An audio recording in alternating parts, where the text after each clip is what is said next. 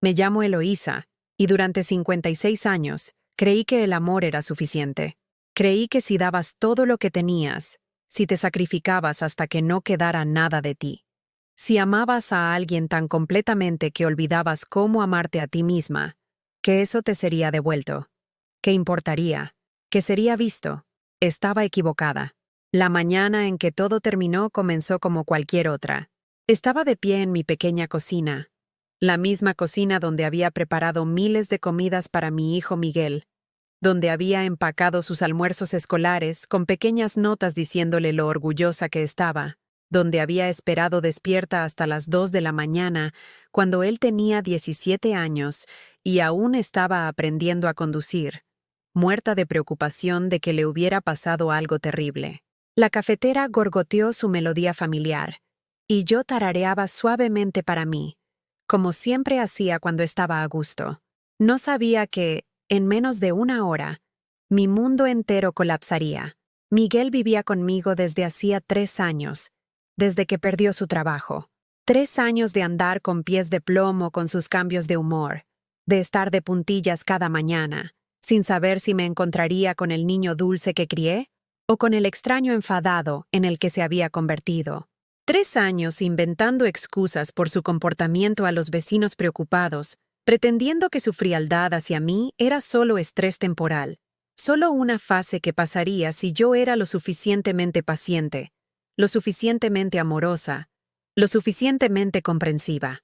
Tenía 32 años, y yo seguía cuidándolo como si fuera un niño.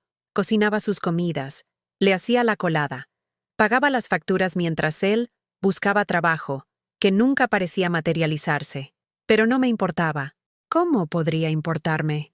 Era mi hijo, mi único hijo, la única familia que me quedaba en este mundo. Su padre, mi amado Carlos, había muerto cuando Miguel tenía solo 14 años.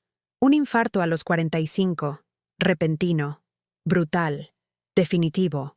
Un día, Carlos se reía en la mesa, contándonos la cosa graciosa que le había pasado en el trabajo, planeando nuestro viaje de fin de semana para ver a su hermana. Al día siguiente, yo estaba de pie en un pasillo de hospital, y un médico de ojos amables me decía que no había nada más que pudieran hacer. Después de que Carlos murió, fuimos solo Miguel y yo contra el mundo. Doblaba turnos en la residencia de ancianos. La espalda me dolía de levantar pacientes, los pies hinchados de estar de pie 12 horas seguidas, todo para poder darle a Miguel todo lo que necesitaba. Quería que terminara el bachillerato, que fuera a la universidad, que tuviera las oportunidades que Carlos y yo nunca tuvimos. Quería que la muerte de su padre fuera una tragedia, no una destrucción completa de su futuro. Recuerdo las noches en que Miguel tenía pesadillas sobre su padre, cuando se despertaba llorando y llamando a Carlos. Me sentaba a su lado en la cama, acariciándole el pelo, contándole historias sobre cómo su padre nos estaba cuidando, lo orgulloso que estaría Carlos del joven en que se estaba convirtiendo Miguel. Le cantaba las mismas nanas que le había cantado cuando era un bebé, mi voz quebrándose por el agotamiento, pero sin parar hasta que volvía a dormirse. Esos eran los momentos en los que me sentía más cercana a él, cuando podía vislumbrar al niño amoroso que había sido antes de que el dolor lo cambiara. Me miraba con unos ojos tan parecidos a los de su padre y susurraba: «Te quiero, mamá». Esas 3 palabras me sostuvieron a través de todo, a través de las dificultades económicas, a través de la soledad, a través del cansancio profundo que viene de ser la única madre, la única proveedora, la única fuente de estabilidad en el mundo roto de un niño. Pero en algún momento, esos momentos se volvieron más raros. Las sonrisas de agradecimiento desaparecieron, las conversaciones se hicieron más cortas, más frías. El «te quiero, mamá» dejó de llegar por completo. Me dije a mí misma que era normal. Los chicos se convierten en hombres, los hijos aprenden la independencia. Me dije a mí misma que todavía estaba de luto, todavía procesando la muerte de su padre a su manera. Me dije a mí misma que si lo amaba lo suficiente, si simplemente le daba suficiente espacio, tiempo y apoyo, volvería a mí. Si disfrutas de historias emotivas como esta, suscríbete a nuestro canal. Estamos tratando de alcanzar los 1000 suscriptores, y eso realmente ayuda a nuestro trabajo. Y comenta para decirnos desde qué ciudad nos estás viendo. Esa mañana en particular, le había preparado su desayuno favorito: huevos revueltos con queso, la forma en que los había estado haciendo desde que tenía 5 años. Tosté el pan exactamente como a él le gustaba, dorado pero no demasiado crujiente. Lo coloqué todo en su plato con el mismo cuidado que siempre había puesto. La misma atención al detalle que proviene de amar a alguien tanto que incluso los gestos más pequeños se convierten en actos de devoción. Lo llamé: Miguel, el desayuno está listo, justo como lo había hecho cada mañana durante los últimos 3 años, justo como lo había hecho cada mañana escolar durante los 12 años anteriores. Mi voz era alegre, esperanzada. Siempre esperaba que hoy fuera diferente, que hoy se uniera a mí en la mesa y habláramos como solíamos hacerlo, como cuando era más joven y yo era la persona más importante en su mundo. En cambio, escuché la puerta de su dormitorio abrirse con un portazo tan fuerte que hizo vibrar las paredes. Sus pasos eran pesados, enfadados, decididos. Me giré desde la cocina con una sonrisa en la cara, lista para saludar a mi hijo con el amor incondicional que le había estado dando todos los días durante 32 años. Pero la mirada en sus ojos me detuvo en seco. Había algo que nunca antes había visto. No solo ira, no solo frustración, sino un odio genuino, desprecio puro y sin diluir dirigido a mí, la mujer que le había dado todo lo que tenía para dar. ¿Qué quieres?, espetó, la única palabra cortando el aire de la mañana como una cuchilla. Hice tu desayuno, dije suavemente, señalando el plato que había preparado con tanto cuidado. Tu favorito. Miró la comida como si fuera veneno, como si mi gesto de amor fuera de alguna manera ofensivo para él. No te pedí que me hicieras nada. Sentí que algo se rompía dentro de mi pecho, pero mantuve mi voz suave. Lo sé, cariño. ¿Solo pensaste que? Su voz se elevaba ahora, y había una crueldad en su tono que nunca antes había escuchado, ni siquiera durante sus peores rabietas adolescentes. ¿Pensaste que no puedo cuidarme solo? ¿Pensaste que necesito que mi mamá me haga el desayuno como si fuera una especie de niño? Las palabras me golpearon como golpes físicos. Este era mi hijo, el bebé al que había acunado para que durmiera, el niño al que había cuidado en fiebres, pesadillas y corazones rotos. Este era el chico que solía subirse a mi regazo cuando tenía miedo, que solía traerme dientes de león del jardín y llamarlos flores para la mamá más hermosa del mundo. Miguel solo estaba tratando de... ¿Tratando de qué? ¿Controlarme? ¿Hacerme sentir culpable? ¿Recordarme todos los días que soy un fracaso viviendo en casa de mi madre? Me quedé allí en mi cocina, rodeada de la evidencia de un amor que aparentemente se había convertido en una carga. El café enfriándose, el desayuno que había hecho con tanta esperanza cuajándose en el plato, la luz de la mañana entrando por las ventanas que había mantenido impecablemente limpias, porque quería que nuestro hogar fuera un lugar de paz y confort para los dos. Nunca he pensado que fueras un fracaso, susurré, y lo dije con cada fibra de mi ser. Eres mi hijo, te quiero. Pero esas palabras, las palabras más sinceras que jamás había pronunciado, parecieron encender algo terrible en él. Su rostro se contorsionó con una emoción que no pude nombrar, que no habría reconocido incluso si hubiera podido. Y luego dijo las palabras que me perseguirían el resto de mi vida, las palabras que cambiarían todo entre nosotros para siempre, las palabras que finalmente me enseñarían que a veces el amor simplemente no es suficiente. Vete a hacer tu vida. Estoy harto de ti. Las palabras explotaron de su boca como balas, cada una encontrando su objetivo con precisión mortal. Pero no había terminado. Oh no. Mi hijo aparentemente había estado guardando años de resentimiento, y ahora todo se estaba derramando en un torrente de crueldad que me dejó sin aliento. Estoy cansado de que merodees sobre mí como una vieja patética que no tiene nada mejor que hacer con su vida. Estoy cansado de tus tristes pequeños desayunos, y tus miradas preocupadas, y tu constante necesidad de cuidarme como si todavía tuviera 5 años. Me quedé allí, congelada, observando a este extraño que se parecía a mi hijo, pero que hablaba con la voz de alguien que me despreciaba. El plato de huevos todavía estaba en mis manos, enfriándose, y me di cuenta de que lo estaba agarrando tan fuerte que mis nudillos se habían puesto blancos. Miguel, por favor. ¿Por favor qué? Por favor, ¿sigue fingiendo que esto es normal?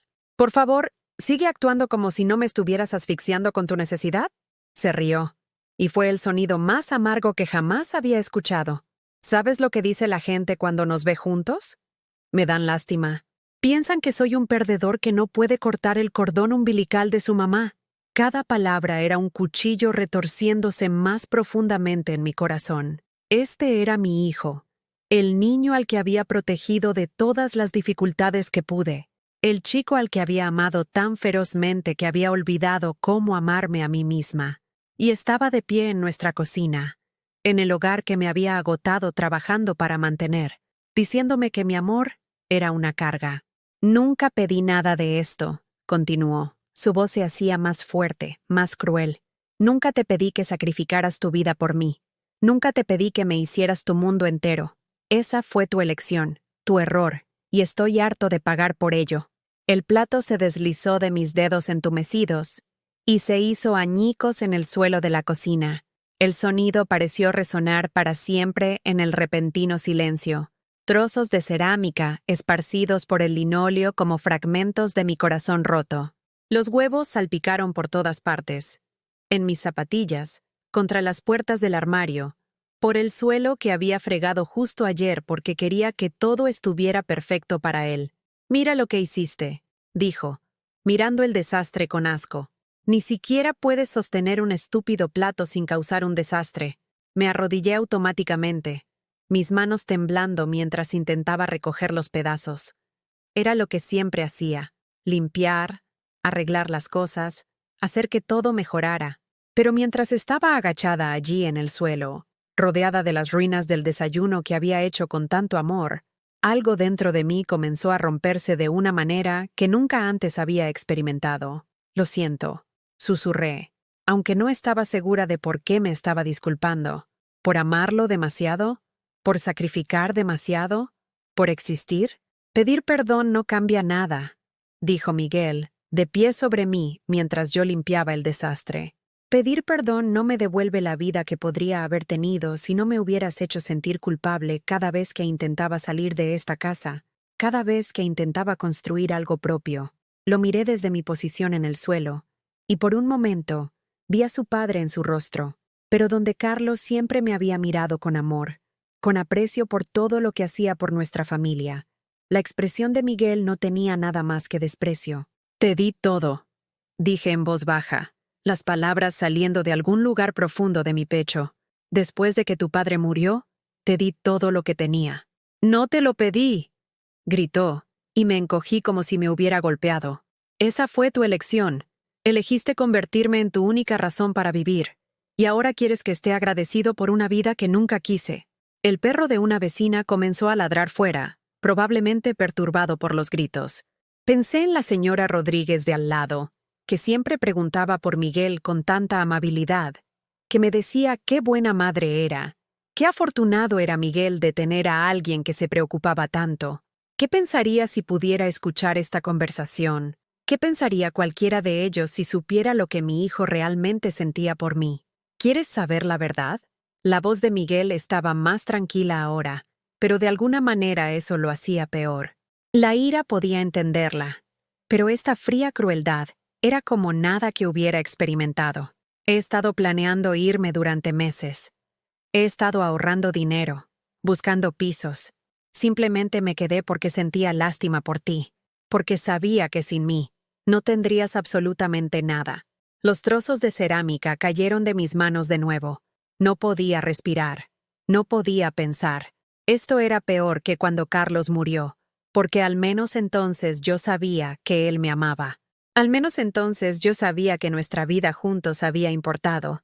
¿Sentías lástima por mí?, repetí, mi voz apenas un susurro. Claro que sí. Mírate, tienes 56 años y no tienes amigos, ni aficiones, ni vida fuera de cuidarme a mí. ¿Cuándo fue la última vez que fuiste a algún sitio que no fuera el trabajo o el supermercado? ¿Cuándo fue la última vez que hablaste con otro adulto sobre algo que no fuera yo? No pude responder porque él tenía razón. En algún momento, En mi deseo desesperado de ser la madre perfecta, de llenar el hueco que la muerte de Carlos había dejado en nuestras vidas, de hecho, había convertido a Miguel en mi mundo entero. Había dejado de salir con los pocos amigos que tenía. Había dejado de leer los libros que solía amar. Había dejado de pintar, que había sido mi pasión desde que era una niña. Había vertido todo lo que era en ser su madre. Y ahora me estaba diciendo que la persona en la que me había convertido le daba asco. No puedo hacer esto más, dijo. Y su voz finalmente era baja. Pero las palabras tenían más peso que todos sus gritos. No puedo seguir siendo responsable de tu felicidad. No puedo seguir siendo la única cosa en tu vida que importa. No es justo para ninguno de los dos. Me levanté lentamente. Mis rodillas me dolían por estar arrodillada en el suelo duro. Los huevos seguían salpicados por todas partes. Pero ya no me importaba. Nada parecía importar ya. ¿Qué quieres que haga?, pregunté. Y realmente estaba preguntando. Si mi amor era una carga tan grande, si mi presencia en su vida lo estaba haciendo miserable, entonces, ¿qué se suponía que debía hacer con todo este amor que no tenía a dónde ir? Quiero que te vayas a hacer tu vida, repitió. Pero esta vez su voz estaba cansada en lugar de enfadada. Quiero que dejes de hacerme el centro de tu universo. Quiero que descubras quién eres cuando no estás siendo mi madre. La parte más cruel fue que pude escuchar el eco de un consejo razonable en sus palabras. Si alguien más hubiera dicho estas cosas, un terapeuta, una amiga, cualquier otra persona, podría haber reconocido la verdad en ellas. Pero viniendo de él, expresadas con tanta frialdad, con un resentimiento tan obvio por todo lo que le había dado, se sintieron como un rechazo completo de quien yo era. ¿Y si no puedo?, susurré. ¿Si no sé cómo ser otra persona? Miguel me miró por un largo momento, y pensé que vi algo parpadear en sus ojos. Arrepentimiento, tal vez, o tristeza, pero se fue tan rápido que pude haberlo imaginado. Entonces ese es tu problema que debes resolver, dijo finalmente. Porque yo he terminado de resolverlo por ti. Se giró y caminó hacia su dormitorio, sus pasos pesados en el suelo de madera. En la puerta, hizo una pausa sin girarse. Me mudo este fin de semana, dijo a la pared. Ya encontré un sitio. Luego se fue, dejándome parada en mi cocina rodeada de cerámica rota y huevos esparcidos, con el sabor de mis propias lágrimas mezclándose con el amargo entendimiento de que el hijo que había amado más que a mi propia vida acababa de decirme que estaba harto de mí, la mujer que lo había abrazado cuando lloraba, que había trabajado horas extra para comprarle la bicicleta que quería para Navidad, que se había quedado despierta toda la noche cuando tuvo neumonía a los 7 años, que había animado en cada partido de fútbol, obra escolar y graduación. Estaba harto de mí, y la peor parte era que estaba empezando a pensar que quizás él tenía razón. Los siguientes 3 días pasaron en un extraño silencio suspendido.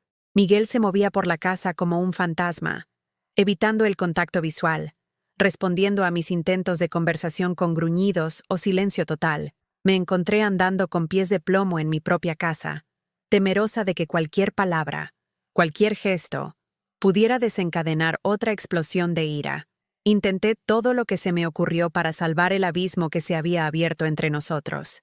Le preparé su cena favorita, chuletas de cerdo con puré de patatas, la receta que su abuela me había enseñado cuando me casé por primera vez con Carlos.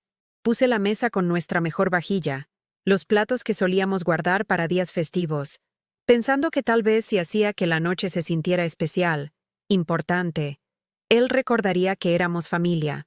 Comió en silencio, sin levantar la vista del plato ni una sola vez. Cuando le pregunté cómo le había ido el día, se encogió de hombros. Cuando mencioné que la señora Rodríguez había preguntado por él, preguntándose si ya había encontrado trabajo, su mandíbula se tensó, pero no dijo nada. Cuando le hablé de la vacante de trabajo que había visto en el banco del centro, pensando que tal vez estaba siendo útil, dejó caer su tenedor con un estrépito que me hizo saltar. «Puedo encargarme de mi propia búsqueda de trabajo», dijo sin mirarme. «No necesito que gestiones mi vida». Me disculpé inmediatamente, mi voz pequeña e insegura. Solo estaba tratando de ayudar. «Pues no lo hagas». Después de la cena, Limpié la cocina sola mientras él desaparecía en su habitación. Lavé la vajilla buena a mano, como me había enseñado mi madre, teniendo especial cuidado con cada pieza. Mientras secaba los platos, capté mi reflejo en la ventana sobre el fregadero. La mujer que me devolvía la mirada parecía mayor de 56, agotada por algo que no podía nombrar del todo. ¿Cuándo se habían vuelto tan profundas las líneas alrededor de mis ojos? ¿Cuándo habían empezado mis hombros a curvarse hacia adelante como si estuviera tratando de hacerme más pequeña?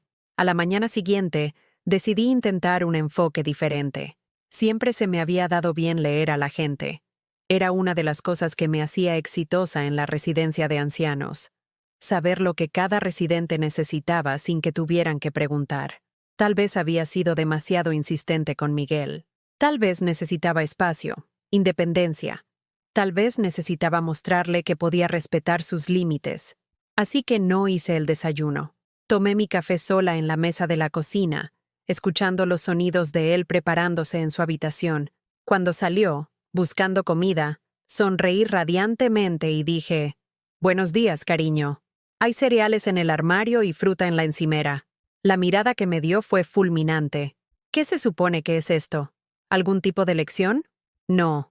Solo pensé, me detuve, recordando su reacción a mis pensamientos el día anterior. Pensé que tal vez querrías encargarte de tu propio desayuno. Me miró fijamente por un largo momento, y no pude leer su expresión. Luego agarró una manzana de la encimera y se dirigió a la puerta. «Miguel, espera», lo llamé. «¿A dónde vas?» «Fuera», dijo sin girarse. «No me esperes despierta». La puerta se cerró de golpe tras él, y me quedé sola con mi café y la creciente comprensión de que no tenía idea de cómo arreglar lo que estaba roto entre nosotros. Todo lo que había intentado, mostrar amor a través del servicio, darle espacio, tratar de ser de apoyo, parecía empeorar las cosas. Pasé el día limpiando obsesivamente, como si de alguna manera hacer que la casa fuera perfecta hiciera que todo lo demás también lo fuera. Fregué el baño hasta que brilló. Organicé armarios que ya estaban organizados. Quité el polvo a muebles que no lo necesitaban. Estaba tratando de mantener mis manos ocupadas para que mi mente no se enfocara en la terrible posibilidad de que Miguel tuviera razón sobre mí, de que realmente fuera patética, pegajosa y asfixiante. Cuando llegó la noche y él todavía no estaba en casa, me encontré revisando mi teléfono constantemente, queriendo llamar, pero sabiendo que lo vería como más evidencia de mi necesidad. De todos modos, preparé la cena, por si acaso llegaba a casa con hambre, y la mantuve caliente en el horno hasta casi medianoche. Finalmente, la envolví y la puse en el frigorífico. Otro gesto de amor que probablemente pasaría desapercibido y sin ser apreciado. Llegó a casa a las 2 de la mañana. Escuché su llave en la cerradura. Lo escuché tropezar ligeramente mientras se abría camino por la casa a oscuras. Me acosté en mi cama, mirando al techo, preguntándome si debería levantarme y preguntarle si necesitaba algo. Pero recordé sus palabras sobre merodear, sobre ser patética. Así que me quedé donde estaba, escuchándolo dar golpes en la cocina. Al día siguiente, lo intenté de nuevo. Esta vez, decidí darle lo que me había pedido. Iría a hacer mi propia vida. Hice planes para visitar a mi hermana Elena, que vivía a 2 horas de distancia. No la había visto en meses porque siempre había estado tan concentrada en Miguel, tan preocupada por dejarlo solo por mucho tiempo. «Voy a casa de Elena por el día», anuncié en el desayuno, tratando de sonar informal y segura, como una mujer que tenía su propia vida e intereses. Miguel levantó la vista de su teléfono, sorprendido. «Vale. Volveré esta noche. Hay sobras de cazuela en la nevera si tienes hambre. Tengo 32 años, mamá. Creo que puedo averiguar cómo alimentarme por un día». La crueldad casual de su tono me golpeó como una bofetada. Incluso cuando estaba tratando de hacer lo que él quería, tratando de estar menos involucrada en su vida, él encontraba nuevas formas de hacerme sentir pequeña y tonta. El viaje a casa de Elena debería haber sido pacífico. Una oportunidad para despejar mi cabeza y ganar algo de perspectiva. En cambio, pasé las 2 horas enteras reviviendo cada conversación que Miguel y yo habíamos tenido. buscando pistas sobre cuándo exactamente todo se había torcido. ¿Cuándo se había convertido mi amor en una carga? ¿Cuándo se había convertido mi presencia en su vida en algo que soportar en lugar de apreciar? Elena se sorprendió por mi aspecto. «Eloísa, te ves terrible», dijo tan pronto como abrió la puerta. «¿Estás enferma?» No me había dado cuenta de cuánto se estaba notando el estrés en mi rostro, cuánto peso había perdido debido a que mi apetito había desaparecido junto con mi felicidad. Elena me hizo sentar en la mesa de su cocina mientras se movía haciendo té, su preocupación evidente en cada gesto. «Cuéntame qué está pasando», dijo suavemente. Sonabas extraña por teléfono. Así que le conté todo, sobre la ira de Miguel, sobre sus palabras crueles, sobre cómo me sentía como si estuviera caminando por mi propia vida como una extraña. Elena escuchó sin interrumpir. Su rostro se volvía más preocupado con cada detalle que compartía. «Eloísa», dijo finalmente, «esto no es normal. La forma en que te está tratando no está bien. Pero tal vez tiene razón», dije, expresando el miedo que había estado creciendo dentro de mí.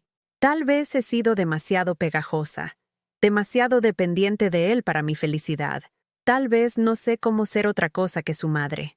¿Y qué si eso es cierto? La voz de Elena fue más cortante de lo que jamás la había escuchado. Incluso si cometiste errores, incluso si lo amaste demasiado, ¿eso le da derecho a ser cruel contigo? ¿Eso hace que esté bien que te hable como si no fueras nada? Miré a mi hermana, viendo mi propia situación reflejada en sus ojos enfadados. Elena siempre había sido más fuerte que yo, más dispuesta a luchar por sí misma.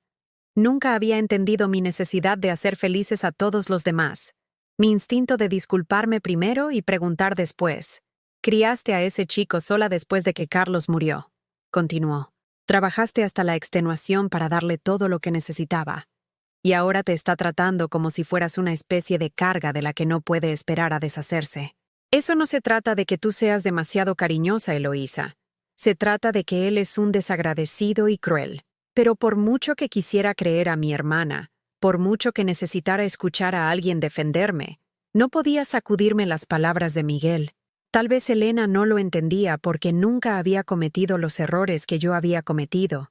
Ella había criado a 3 hijos mientras mantenía sus propias amistades, sus propios intereses.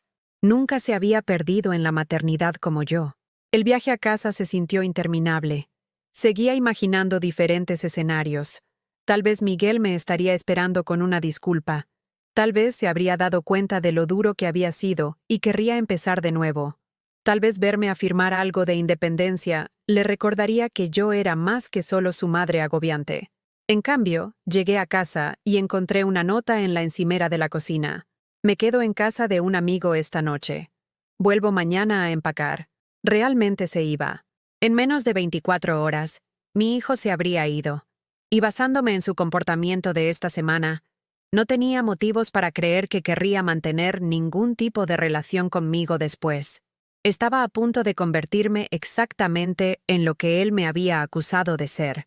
Una mujer sin propósito, sin identidad fuera de ser su madre. Me senté en la mesa de la cocina, mirando su nota, y por primera vez desde que comenzó esta pesadilla, me permití llorar. No las lágrimas silenciosas que había estado derramando por la noche cuando estaba segura de que él no podía oírme, sino sollozos profundos y desgarradores que provenían de un lugar al que nunca antes había accedido. Lloré por el niño pequeño que solía decirme que yo era su mejor amiga. Lloré por la relación que pensé que teníamos.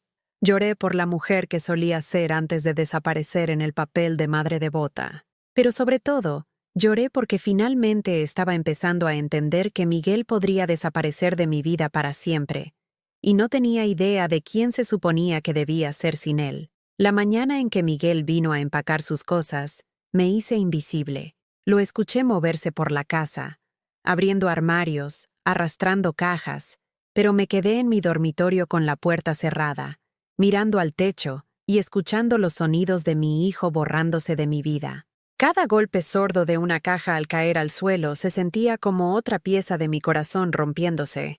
Cada cajón que se abría y cerraba era otro recuerdo siendo empacado. Podía imaginarlo allí, clasificando sus pertenencias, decidiendo qué valía la pena llevar a su nueva vida y qué podía dejarse atrás con su patética madre. Quería ayudarlo. Incluso en medio de mi devastación, mi instinto era hacer las cosas más fáciles para él, doblar su ropa correctamente, asegurarme de que tuviera todo lo que necesitaba, pero me obligué a quedarme en mi habitación porque sabía que cualquier intento de ser útil solo confirmaría todo lo que él había dicho sobre mí siendo pegajosa y asfixiante. Alrededor del mediodía, escuché voces. Miguel había traído a alguien para ayudarlo, una voz masculina que no reconocí, probablemente uno de los amigos que había mencionado, pero que nunca había traído a casa.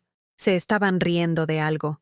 Sus voces resonando por la casa como si este fuera solo otro día de mudanza ordinario en lugar de la destrucción completa de todo en lo que había basado mi vida. Sí, debería haber hecho esto hace años. Escuché decir a Miguel mientras pasaban por la puerta de mi dormitorio. Vivir aquí me estaba matando, tío. Sentía que me estaba ahogándome, en mi amor, en mi cuidado, en todo lo que le había dado pensando que le ayudaría a sanar de la pérdida de su padre. Me había concentrado tanto en asegurarme de que nunca más se sintiera abandonado que de alguna manera me había convertido en la cosa de la que necesitaba escapar. El amigo dijo algo que no pude distinguir, y Miguel se rió. No tienes idea. Todavía hace mi cama cuando se me olvida. Todavía me prepara el almuerzo como si fuera al colegio. Es como vivir con un fantasma merodeador que piensa que todavía tengo 12 años. Un fantasma merodeador. ¿Es así como realmente me veía? No como su madre que lo amaba, sino como un espectro patético acechando su vida, incapaz de aceptar que había crecido.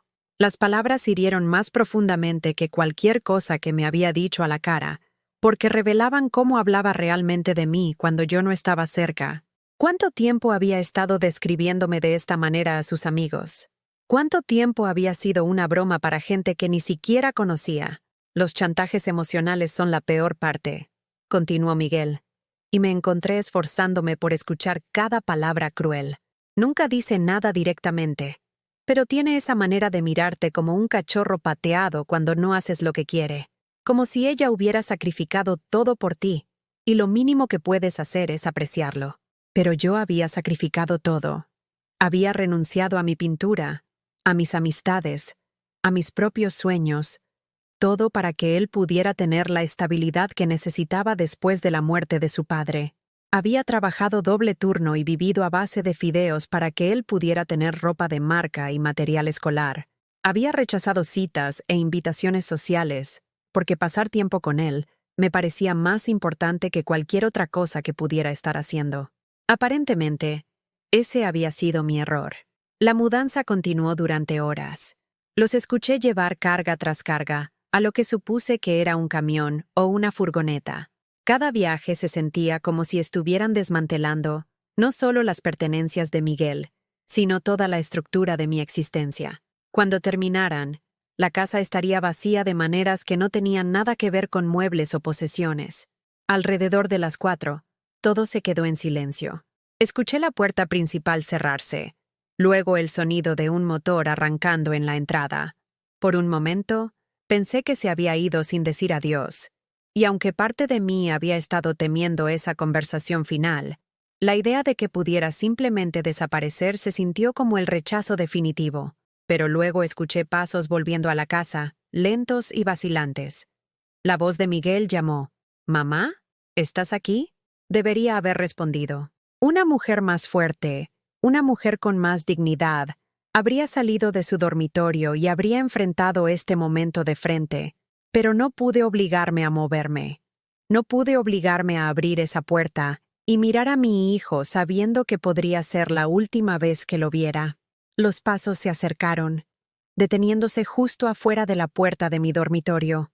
Por un largo momento, no hubo nada más que silencio. Me pregunté qué estaría pensando, si se estaría arrepintiendo de irse, si alguna parte de él estaría recordando todos los buenos momentos que habíamos pasado juntos. «Me voy ahora», dijo finalmente, su voz amortiguada por la puerta entre nosotros. Dejé mi nueva dirección en la mesa de la cocina. Ya sabes, por si hay correo o lo que sea. Correo o lo que sea. No por si quería visitarlo, o llamar, o mantener algún tipo de relación con él, solo por si había detalles administrativos que requerían su atención. Quería decir algo. Quería decirle que lo amaba, que estaba orgullosa de él, que esperaba que fuera feliz en su nueva vida. Quería disculparme por todas las formas en que aparentemente le había fallado como madre. Quería rogarle que no se fuera, que me diera otra oportunidad para ser el tipo de persona que él pudiera soportar tener cerca. Pero las palabras no salían. Mi garganta se sentía como si se estuviera cerrando, como si mi cuerpo estuviera rechazando la posibilidad de hablar. Así que me quedé allí en silencio mientras mi único hijo se despedía de mí a través de una puerta cerrada. «Cuídate, ¿vale?», añadió, y solo por un momento. Su voz sonó casi suave, casi como el niño que solía meterse en mi regazo cuando estaba triste. Luego los pasos se alejaron, y escuché la puerta principal abrirse y cerrarse una última vez. El motor arrancó de nuevo, y esta vez no se detuvo. Escuché el sonido haciéndose más y más débil, hasta que desapareció por completo, dejando tras de sí un silencio tan completo que se sintió como si el mundo hubiera terminado. No sé cuánto tiempo me quedé allí antes de que finalmente me levantara. La luz exterior de mi ventana había cambiado del brillo de la tarde al resplandor más suave del anochecer. Mi cuerpo se sentía rígido y dolorido, como si hubiera estado acostada en la misma posición durante horas, lo que probablemente había sido el caso. Cuando finalmente abrí la puerta de mi dormitorio, la casa se sintió diferente de inmediato. No solo vacía, sino hueca, como una concha que ha sido limpiada por la marea. Caminé por las habitaciones que Miguel había ocupado, viendo los espacios donde había estado su mobiliario, los rectángulos limpios en la alfombra donde sus pertenencias habían protegido el suelo de años de luz solar. Su dormitorio era lo peor. Las paredes estaban cubiertas con parches más claros donde habían colgado sus carteles, y había pequeños agujeros donde había pegado cuadros y certificados a lo largo de los años. El armario estaba abierto y vacío, todavía conservando el olor de su colonia mezclado con detergente de ropa. Me quedé en el umbral, recordando todas las noches que lo había arropado en la cama que ya no estaba allí, todas las mañanas que lo había despertado para ir al colegio, todas las veces que me había sentado en el borde de ese colchón para consolarlo cuando estaba enfermo, asustado o triste.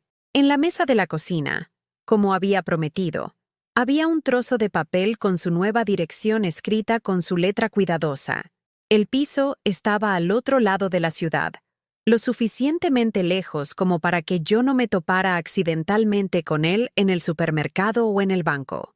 Se había asegurado de que no habría encuentros casuales incómodos, ni oportunidades para que yo me insertara en su vida sin ser invitada. Al lado de la dirección había algo más: mi llave de repuesto de la casa, la que le había dado hace años para que nunca se quedara fuera, para que nunca sintiera que no pertenecía aquí.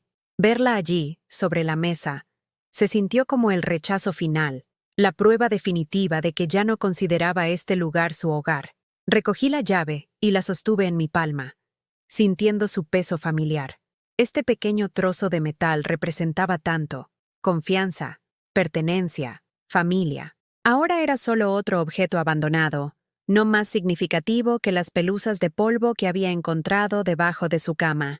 Esa noche, me senté en la mesa de la cocina con una taza de té que se enfrió mientras miraba la dirección que había dejado.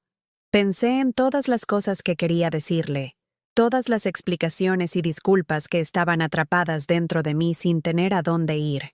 Pensé en escribirle una carta, tratando de hacerle entender que todo lo que había hecho había venido del amor, no de un deseo de controlarlo o asfixiarlo.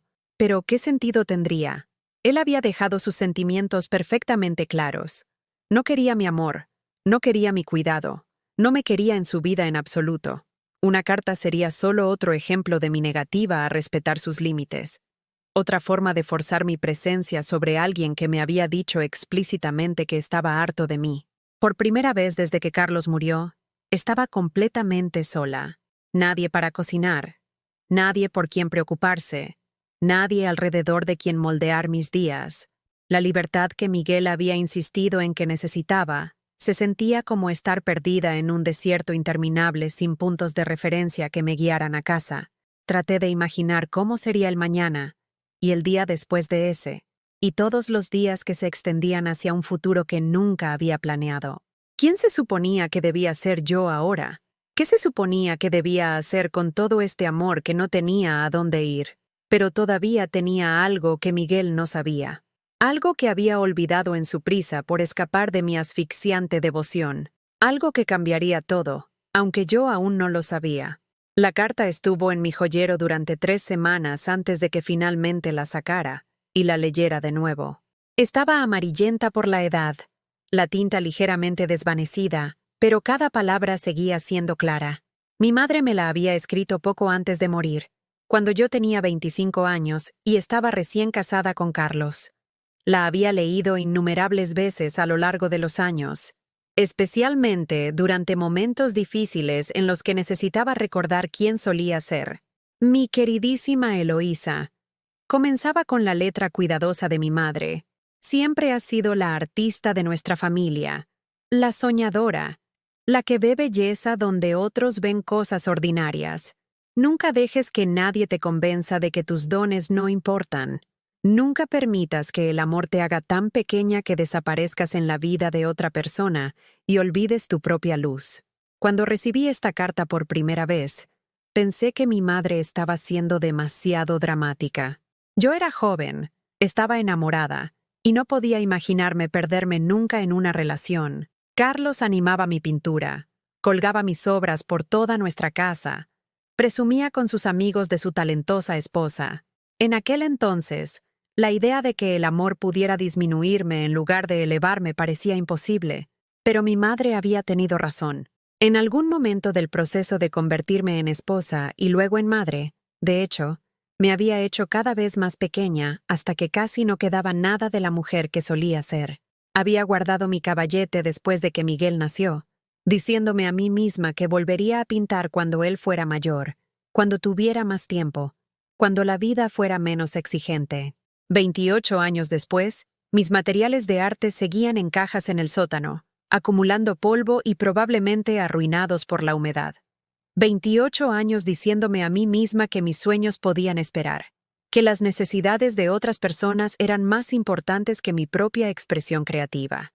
Pasé esas 3 semanas después de que Miguel se fue en un extraño estado de animación suspendida. Me despertaba cada mañana, y solo por un momento, olvidaba que todo había cambiado. Empezaba a llamarlo para preguntarle si quería el desayuno, o me encontraba automáticamente poniendo 2 sitios en la mesa.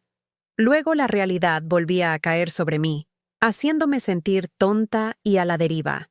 El silencio en la casa era diferente a cualquier cosa que hubiera experimentado. No era pacífico, era opresivo, pesado con todas las palabras que se habían dicho y todas las palabras que nunca se dirían. A veces me encontraba hablando con las paredes, solo para escuchar una voz humana, incluso si era solo la mía. Pero gradualmente, algo comenzó a cambiar. La ansiedad constante con la que había estado viviendo, la preocupación por el estado de ánimo de Miguel, sus necesidades, su opinión sobre mí, comenzó a desvanecerse. Por primera vez en años, podía desayunar sin preguntarme si el olor a café lo despertaría demasiado pronto. Podía ver lo que quisiera en la televisión sin considerar si él aprobaría mis elecciones. Podía acostarme cuando estaba cansada en lugar de quedarme despierta hasta que él volviera a casa, solo para asegurarme de que estaba a salvo. Fue aterrador y liberador al mismo tiempo. Una mañana, aproximadamente un mes después de que se había ido, me encontré de pie frente al espejo de mi baño, mirándome de verdad por primera vez en años. La mujer que me devolvía la mirada era una extraña, cansada, canosa, con líneas de preocupación grabadas permanentemente alrededor de sus ojos. ¿Cuándo había dejado de importarme mi apariencia? ¿Cuándo había dejado de verme como algo más que la madre de Miguel? Recordé tener 25, 30, incluso 40 años, y sentirme hermosa. Recuerdo que Carlos me decía que tenía los ojos más expresivos que jamás había visto, que mi sonrisa podía iluminar una habitación. Recuerdo sentirme segura en mi propia piel, cómoda con quien era como persona, en lugar de solo como la cuidadora de alguien. Esa mujer todavía estaba allí, en algún lugar, enterrada bajo años de autosacrificio y expectativas disminuidas. Tal vez no era demasiado tarde para encontrarla de nuevo. Empecé por lo pequeño. Compré un champú nuevo, algo caro que olía a lavanda en lugar de la marca barata que había estado usando durante años para ahorrar dinero. Limpié mi armario, deshaciéndome de la ropa gastada o poco favorecedora, quedándome solo con cosas que me hacían sentir como yo misma. La mayor parte de mi guardarropa terminó en bolsas de donación, dejándome solo con unas pocas prendas que realmente me quedaban bien y me hacían sentir atractiva. Luego hice algo que no había hecho en décadas. Fui de compras para mí, no para comprar comestibles o artículos de primera necesidad para el hogar, sino para comprar cosas que yo quería. Un suéter azul suave que resaltaba mis ojos, un par de pendientes que captaban la luz cuando me movía, un libro de poesía que no tenía nada que ver con las necesidades de nadie más que las mías. La vendedora de los grandes almacenes fue amable, ofreciéndome sugerencias y cumplidos que parecían genuinos. «Ese color te queda perfecto», dijo mientras me probaba el suéter azul. «Te hace parecer radiante, radiante». ¿Cuándo fue la última vez que alguien me había descrito de esa manera? ¿Cuándo fue la última vez que me había sentido radiante? Compré el suéter y lo llevé puesto a casa, captando destellos de mí misma en los escaparates mientras caminaba. La mujer reflejada allí se veía diferente. No más joven exactamente, sino más viva de alguna manera, más presente en su propia vida. Esa noche, hice algo que no había hecho en 28 años. Bajé al sótano y encontré mis viejos materiales de arte. El caballete estaba torcido, y algunas de las pinturas se habían secado por completo, pero mis pinceles aún estaban bien. Los limpié cuidadosamente, recordando la sensación de ellos en mis manos, la forma en que cada uno creaba diferentes texturas y efectos. Monté el caballete en el salón, justo donde solía estar el sofá de Miguel. Durante horas, solo miré el lienzo en blanco, con miedo de hacer la primera marca. ¿Y si había perdido la habilidad por completo? ¿Y si 28 años alejada del arte habían borrado cualquier talento que alguna vez tuve? Pero luego recordé las palabras de mi madre. Siempre has sido la artista de nuestra familia, la soñadora, la que ve belleza donde otros ven cosas ordinarias. Tomé un pincel e hice una sola pincelada de azul en el lienzo, luego otra. Antes de darme cuenta, estaba perdida en el proceso, mezclando colores, aplicando capas de pintura, creando algo que existía puramente porque yo quería que existiera. La pintura no era buena, estaba demasiado fuera de práctica para eso, pero era mía. Por primera vez en décadas, estaba haciendo algo puramente para mi propia satisfacción, no porque alguien necesitara que lo hiciera, o porque hiciera la vida de otra persona más fácil. Pinté durante 3 horas esa noche, hasta que me dolió la espalda de estar de pie y mis manos estaban manchadas con colores que había olvidado que amaba. Cuando finalmente di un paso atrás para mirar lo que había creado, sentí algo que no había experimentado en tanto tiempo que había olvidado cómo llamarlo. Alegría. Alegría pura y sin complicaciones. A la mañana siguiente, me desperté emocionada por algo por primera vez en meses. No podía esperar a volver al caballete, a ver qué surgiría del lienzo hoy.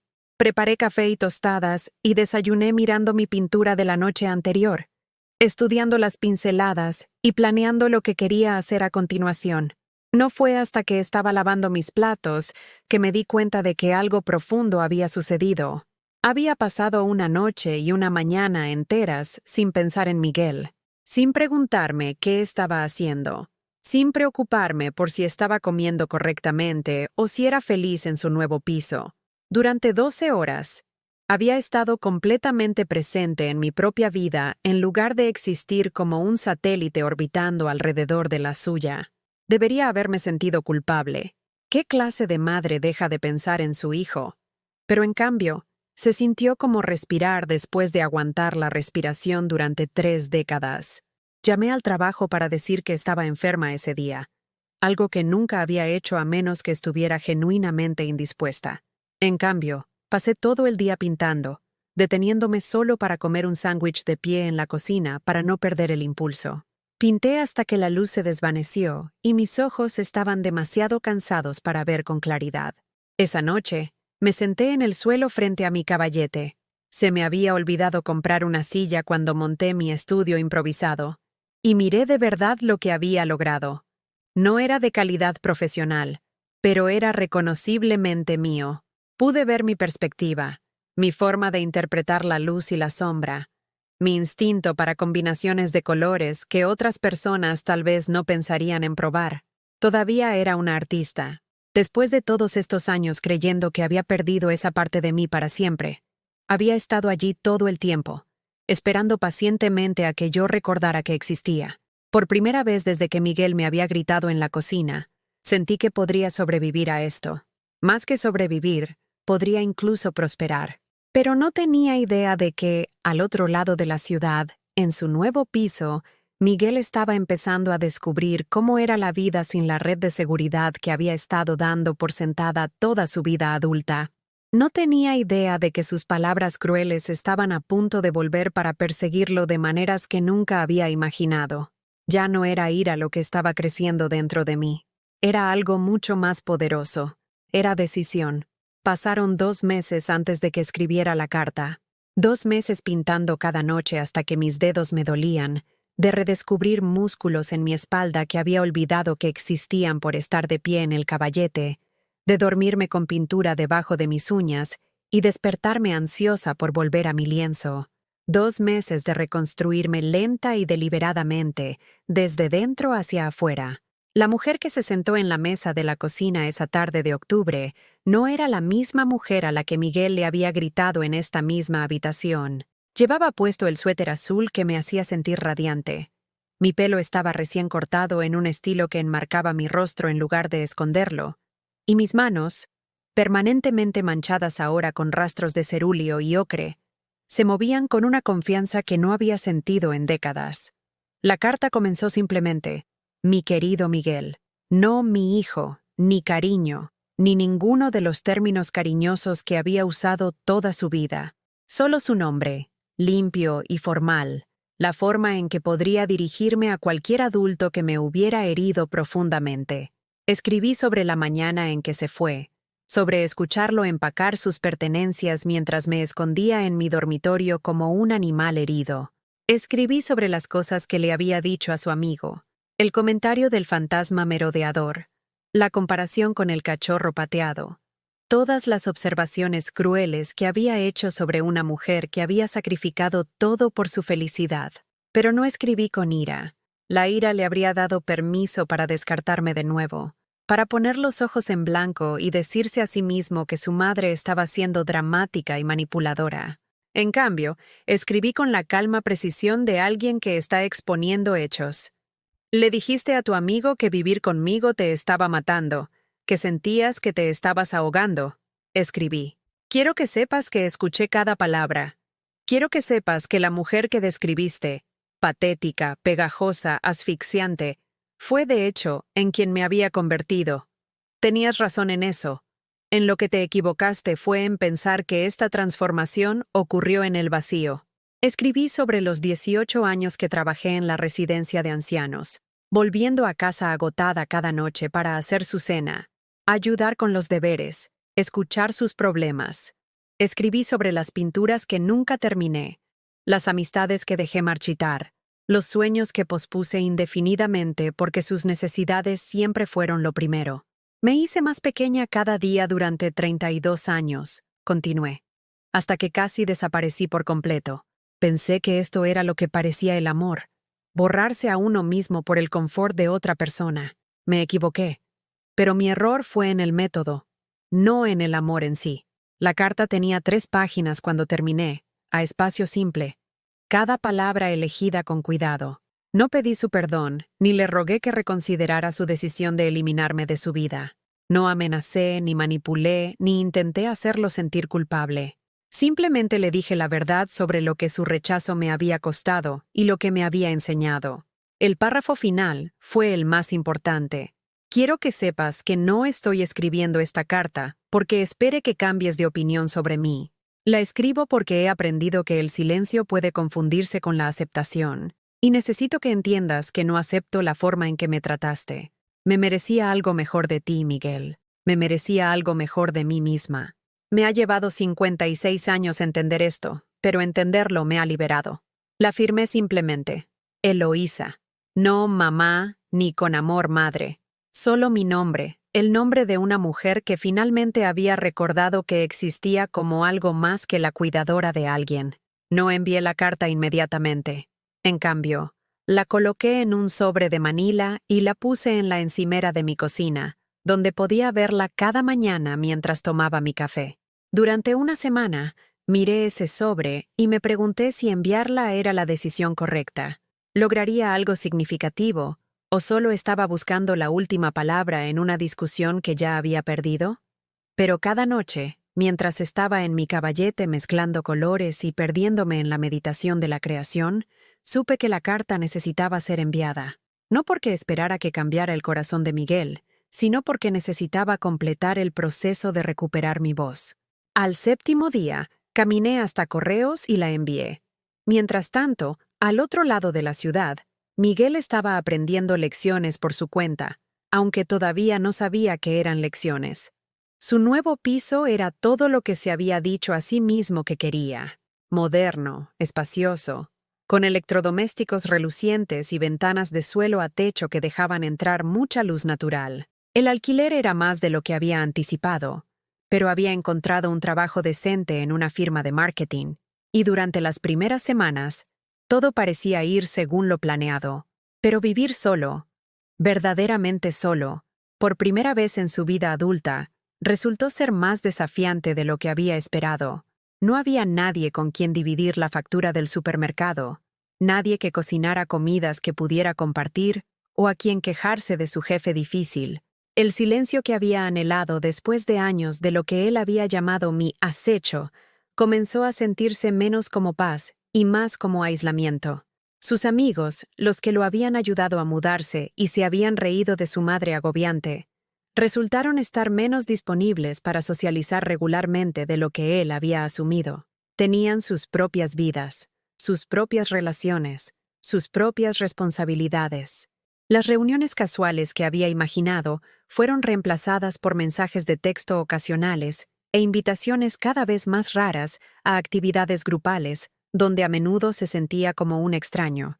El trabajo que había parecido un gran avance con respecto a su puesto anterior se reveló exigente de maneras que no había anticipado. Su nuevo jefe era riguroso, crítico, poco impresionado por excusas o explicaciones.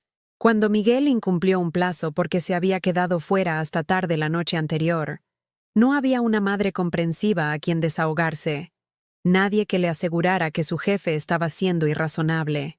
Para cuando mi carta llegó a su piso, Miguel había estado viviendo solo durante casi 3 meses, y la independencia por la que había luchado tanto para lograr estaba comenzando a sentirse menos como libertad y más como una carga que no estaba seguro de ser lo suficientemente fuerte como para soportar. Yo no sabía nada de esto, por supuesto. Estaba demasiado ocupada redescubriéndome a mí misma para preguntarme si Miguel estaba teniendo dificultades con su nueva vida. Mis días habían desarrollado un ritmo que se sentía natural y satisfactorio. Trabajo, ir al supermercado, cocinar comidas sencillas para una, y luego horas en mi caballete donde el tiempo parecía suspenderse por completo. Había empezado a tomar clases de arte en el centro cívico, algo que siempre había querido hacer, pero para lo que nunca había sacado tiempo cuando mis noches estaban dedicadas a las necesidades de Miguel. Las otras estudiantes eran en su mayoría mujeres de mi edad o mayores, mujeres que habían criado hijos y apoyado maridos, y ahora, finalmente, estaban persiguiendo intereses que habían pospuesto durante décadas. «Tienes un uso del color muy interesante», dijo mi instructor, el profesor Soto, durante una sesión de crítica. «Hay algo muy emotivo en tu trabajo, muy honesto. ¿Llevas mucho tiempo pintando?» 28 años, respondí, y luego me corregí. En realidad, pinté durante 28 años, luego paré durante 28 años, y ahora estoy empezando de nuevo. Ella asintió como si esto tuviera un sentido perfecto. El vacío se nota en tu técnica. Estás un poco oxidada con algunos fundamentos, pero también se nota en tu perspectiva. Hay una profundidad en estas piezas que proviene de vivir, de experimentar la pérdida y la renovación. Eso no se puede enseñar. Después de clase, una mujer llamada Pilar se me acercó. Tendría unos 70 años, con cabello plateado y dedos manchados de pintura que me recordaban a los míos. Escuché lo que dijiste sobre el vacío de 28 años, dijo. Yo tuve un vacío de 15 años. Crié a 4 hijos, cuidé a mi madre cuando enfermó, pagué los estudios de posgrado de mi marido. Cuando finalmente volví a tomar un pincel, pensé que lo había perdido todo. ¿Pero sabes lo que descubrí? Esperé su respuesta, curiosa. La artista todavía estaba allí. Más vieja, tal vez más sabia, definitivamente más paciente, pero todavía allí, esperando a que yo la recordara. Pilar sonrió y tocó mi brazo suavemente. No llores por los años perdidos, querida. Celebra los encontrados. Esa noche, pinté hasta las 3 de la mañana, perdiéndome por completo en un paisaje que parecía surgir de algún lugar profundo que había olvidado que existía. Cuando finalmente me aparté, agotada pero eufórica, entendí lo que Pilar quería decir. La artista no había desaparecido durante esos 28 años de maternidad y sacrificio. Había estado observando en silencio, acumulando experiencias, emociones y perspectivas que ahora fluían a través de mi pincel con una intensidad que nunca había alcanzado en mis años más jóvenes. Estaba mejor ahora de lo que nunca había estado. No técnicamente, todavía tenía décadas de práctica que recuperar, pero emocional y espiritualmente. Mi trabajo tenía un peso ahora, una sustancia nacida de haber vivido una pérdida real y descubierto una fuerza real. 3 semanas después de que envié la carta, recibí una llamada telefónica que lo cambiaría todo, pero aún no lo sabía. Todo lo que sabía era que, por primera vez en mi vida adulta, era completa y genuinamente feliz con la persona en la que me estaba convirtiendo, y estaba a punto de descubrir que el universo había estado llevando la cuenta de deudas que debían ser saldadas. La llamada telefónica llegó un martes por la noche mientras estaba limpiando mis pinceles después de una sesión de pintura particularmente satisfactoria. Había estado trabajando en una pieza inspirada en el pueblo costero que había estado soñando con visitar, un lugar tranquilo y hermoso donde podría empezar de cero si así lo elegía. El timbre agudo del teléfono rompió el silencio pacífico que había llegado a atesorar. ¿Es usted Eloísa García? La voz era desconocida, profesional, pero teñida de algo que podría haber sido preocupación. Sí, soy Eloísa. Señora García, le habla Sara Crespo del Hospital Universitario La Paz. Llamo con respecto a su hijo, Miguel García. Está usted registrada como su contacto de emergencia. Mi corazón se detuvo. A pesar de todo lo que había sucedido entre nosotros, a pesar de las palabras crueles y la separación deliberada, Miguel seguía siendo mi hijo. El instinto maternal que me había definido durante 32 años surgió, abrumando los cuidadosos límites emocionales que había estado construyendo. ¿Está herido? ¿Qué pasó?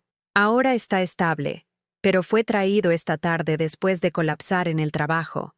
Hemos realizado varias pruebas y necesitamos discutir su estado con un familiar. ¿Puede venir al hospital? Ya estaba buscando las llaves de mi coche antes de que ella terminara de hablar. Llego en 20 minutos. El camino hacia La Paz se sintió como viajar a través de un sueño donde todo parecía familiar, pero nada tenía sentido. Había conducido por estas calles innumerables veces, pero nunca con esta combinación particular de miedo e incertidumbre revolviéndose en mi estómago. Una parte de mí se preguntó si Miguel habría cambiado su información de contacto de emergencia, si Sara Crespo descubriría su error y me rechazaría en la puerta del hospital. Pero cuando llegué y di mi nombre en el mostrador de enfermería, me dirigieron al 3er piso sin preguntar. Aparentemente, en sus meses de independencia, Miguel nunca se había molestado en eliminarme de su información médica. La ironía no se me escapó. Podía borrarme de su vida diaria, pero el papeleo burocrático nos mantenía conectados de maneras que él había olvidado. La doctora Ruiz era una mujer pequeña, con ojos amables, y el tipo de modales suaves que probablemente le servían bien al dar noticias difíciles a familias asustadas. Me guió a una tranquila sala de consulta y cerró la puerta antes de hablar. Señora García, su hijo ha estado bajo mucho estrés últimamente. El colapso fue causado por una combinación de agotamiento, mala nutrición y lo que parecen ser síntomas relacionados con la ansiedad. Sus análisis de sangre muestran signos de estrés crónico y ha perdido un peso considerable desde su último chequeo. Escuché sus palabras mientras imágenes pasaban como relámpagos por mi mente. Miguel de niño, negándose a comer cuando estaba molesto, la forma en que el estrés siempre se había manifestado en su cuerpo. ¿Va a estar bien? Físicamente sí, con descanso y nutrición adecuados. Pero, señora García, ha estado preguntando por usted desde que despertó. Parece bastante angustiado por algo y no deja de decir que necesita disculparse con usted. ¿Sabe de qué podría tratarse?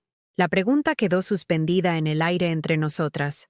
¿Cómo podría explicarle a esta amable doctora que mi hijo había pasado meses convenciéndose de que estaba mejor sin mí, solo para descubrir que aislarse de su única familia lo había dejado más solo y vulnerable de lo que jamás había imaginado? Tuvimos un desacuerdo, dije con cuidado. No hemos hablado en varios meses. La doctora Ruiz asintió con la comprensión de alguien que había visto distanciamientos familiares desarrollarse en habitaciones de hospital antes. ¿Le gustaría verlo? Está despierto, y creo que podría ayudar a su recuperación resolver lo que le preocupa. La seguí por un pasillo lleno de puertas que parecían todas iguales, cada una escondiendo su propia historia de fragilidad humana y los familiares que se reunían alrededor de las camas de hospital para ofrecer el consuelo que podían. La habitación de Miguel estaba cerca del final del pasillo, y a través de la pequeña ventana en la puerta, pude verlo acostado en la estrecha cama, luciendo más pequeño y más frágil de lo que lo había visto desde que era un niño. Había perdido peso, justo como la doctora Ruiz había mencionado, y su rostro tenía el aspecto demacrado de alguien que no se había estado cuidando adecuadamente. Su cabello estaba más largo y descuidado, y había ojeras que hablaban de noches sin dormir y estrés acumulado. Cuando entré en la habitación, sus ojos se abrieron inmediatamente, como si hubiera estado esperando este momento. Durante varios segundos, ninguno de los dos habló. Pude verlo asimilando mi apariencia. El nuevo corte de pelo, el suéter azul que me hacía sentir segura, las manchas de pintura en mis dedos que revelaban cómo había estado empleando mi tiempo. ¿Mamá?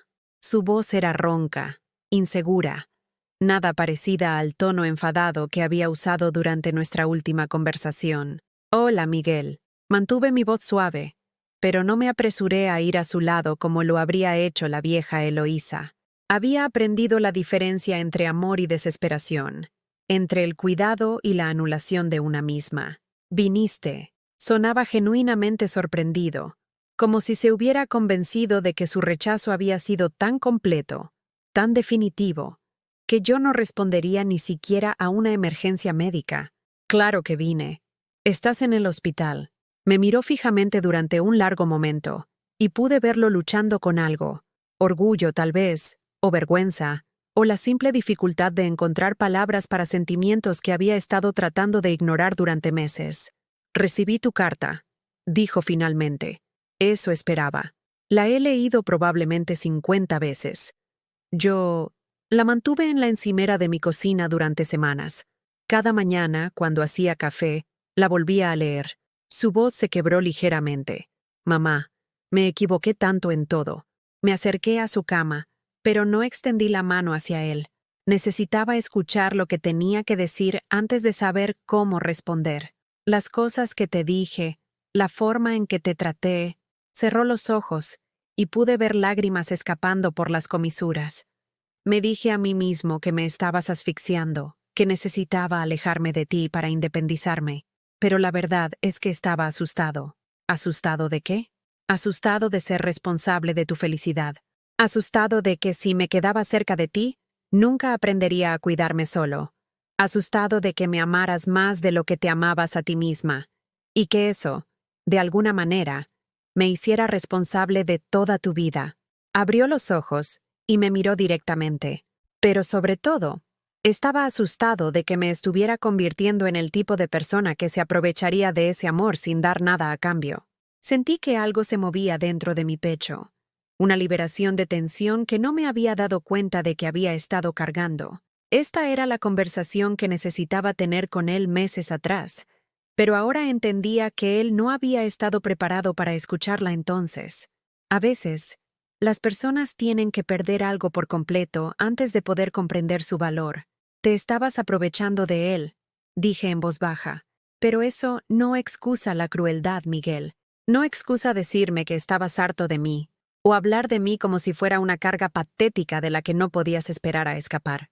Se encogió como si lo hubiera abofeteado. Lo sé, Dios. Mamá, lo sé. ¿Quieres saber cómo ha sido mi vida desde que me fui? Esperé, curiosa a pesar de mí misma, solitaria, más dura de lo que jamás imaginé. No tenía idea de cuánto trabajo hacías para que nuestra casa se sintiera como un hogar. ¿Cuánto hiciste para facilitar mi vida sin que yo siquiera lo notara? La primera semana en mi piso se me acabó el papel higiénico y no tenía idea de dónde comprarlo. La segunda semana tuve una intoxicación alimentaria porque no sabía cómo saber si el pollo se había echado a perder. El mes pasado, me quedé fuera y tuve que pagar a un cerrajero 200 euros porque no tenía a nadie a quien llamar que tuviera una llave de repuesto. A pesar de todo, sentí una pequeña sonrisa tirando de la comisura de mi boca. ¿Podrías haberme llamado para cualquiera de esas cosas? No, no podía. No después de lo que te dije. No después de decirte que te fueras a hacer tu vida y dejaras de convertirme en el centro de tu universo. Hizo una pausa, estudiando mi rostro con la intensidad de alguien que intenta memorizar rasgos que teme no volver a ver. Pero lo hiciste, ¿verdad? Fuiste y construiste una vida sin mí. No era una pregunta, y me di cuenta de que tenía razón. La mujer sentada junto a su cama de hospital era fundamentalmente diferente de la que le había gritado en la cocina 4 meses atrás.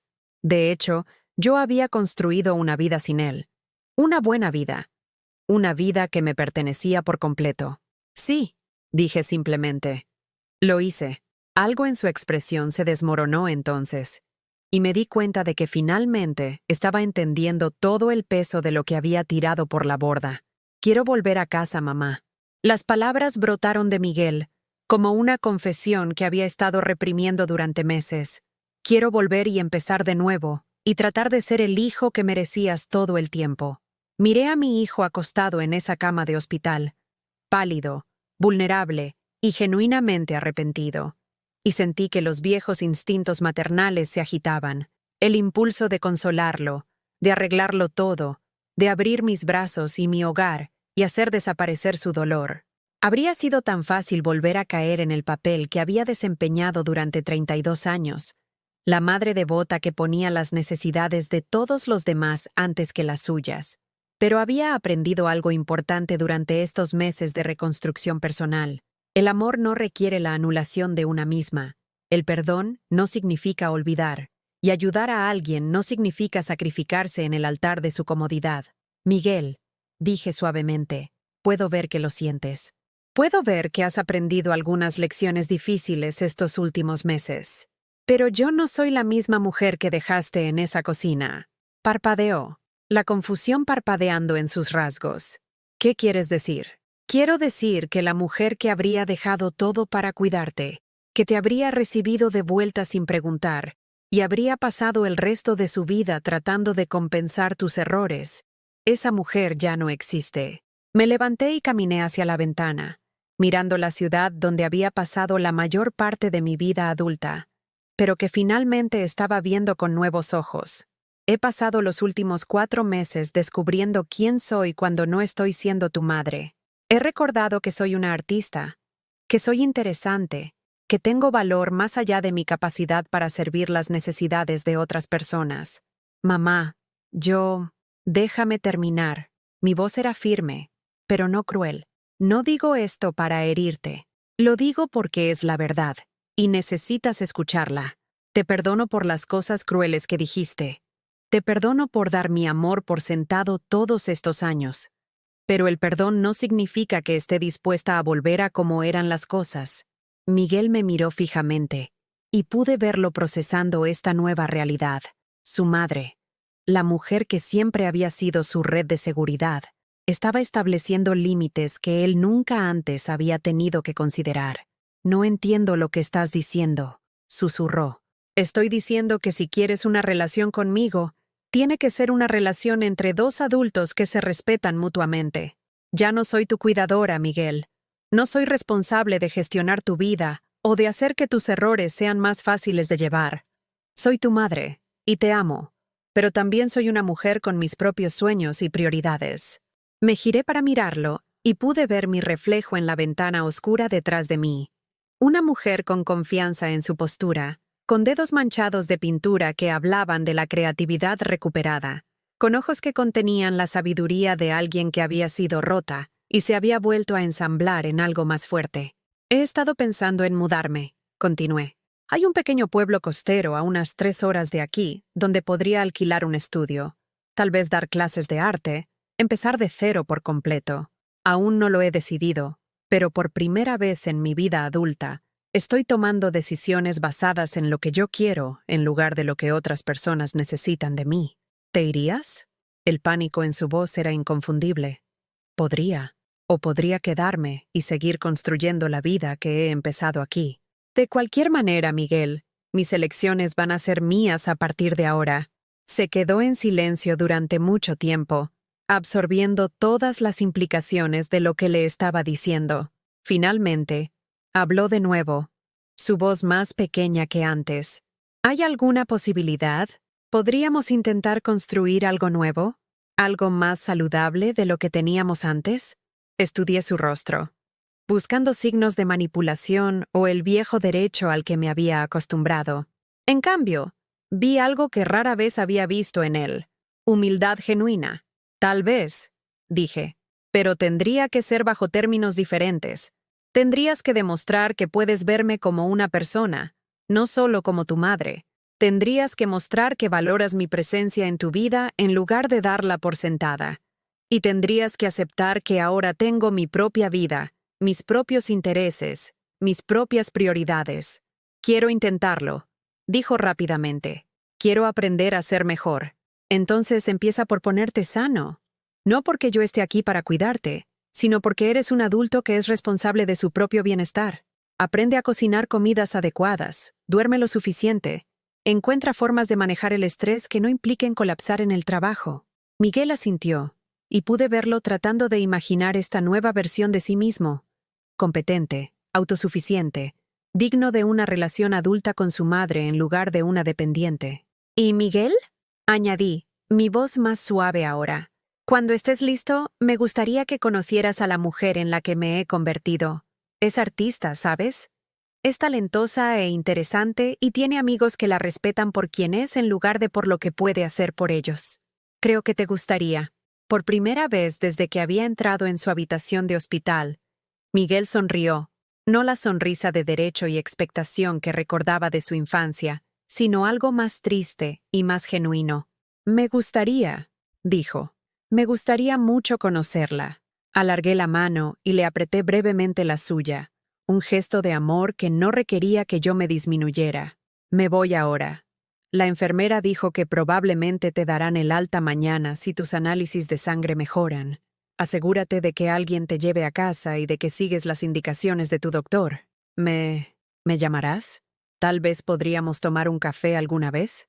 Me detuve en la puerta, considerando su petición. Lo pensaré. Si llamo, será porque quiero, no porque me sienta obligada.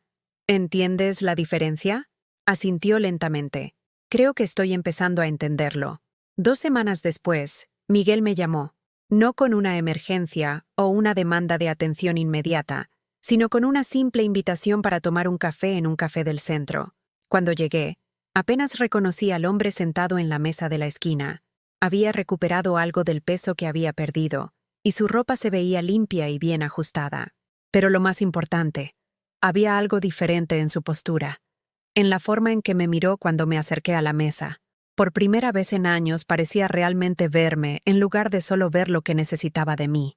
«Estás guapísima, mamá», dijo mientras me sentaba, y pude notar que lo decía de una manera que no tenía nada que ver con cómo yo podría servirle.